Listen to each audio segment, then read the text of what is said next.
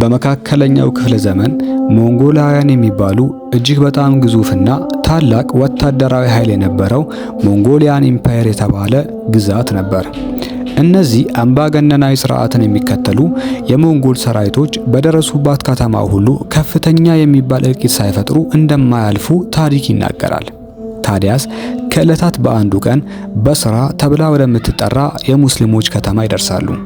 ነገር ግን እንዳሰቡት ከተማዋ ሰርገው ለመግባት ምቹ አልነበረችም። ራሷን ከጠላት የሚከላከል ታላቅ ግንብን ሰርተው ነበርና የዚህን ጊዜ ወደ ውስጥ መግባት በፍጹም እንደማይቻል የተረዳው የሞንጎላውያን መሪ ከብዙ ማሰላሰል በኋላ አንድ ዘዴ ያገኛል። ይህውም በውስጡ ያሉ ነዋሪዎችን በሁለት ጎራ መክፈል ነው።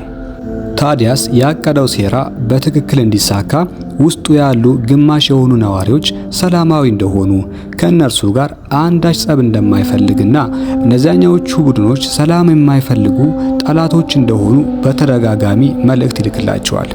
እነርሱም አብረው ሆነው እነዚያን የሚያስወግዱ ከሆነ መጨረሻ ላይ እጅግ በጣም የሚያጓጓ ዘመናዊና የተድላ ሕይወት እንደሚኖሩ ያሳምናቸዋል። በኋላም ላይ ሙስሊሞች ይህንን በማመን አንዳቸው በአንዳቸው ላይ ይነሳሉ። በመካከላቸው ጦርነትን ፈጥረው ይጫረሳሉ። በመጨረሻ እነዚህ ከሞንጎላውያን ጎን የቆሙት ሙስሊሞች ያሸንፉና ያንን የተዘጋውን ቤተ መንግስት ወይ ደግሞ ግንብን ይከፍቱላቸዋል። በኋላም ሞንጎላውያን ወደ በስራ ከተማ ይገባሉ። ልክ እንደገቡ አጠቃላይ በውስጡ ያሉ ነዋሪዎችን ሁሉ ይጨፈጭፋሉ። ከዛ በኋላ ንጉሱ እንዲህ አላቸው፣ እናንተ ለገዛ ወንድሞቻችሁ ያልታመናችሁ ሙስሊሞች እንዴት እኔ ጠላታችሁ ለሆንኩት ትታመናላችሁ? በማለት አጠቃላይ በውስጡ ያሉ ነዋሪዎችን ጨረሳቸው። ከዚህ ታሪክ የምንረዳው ትልቁ ቁም ነገር ምንድነው?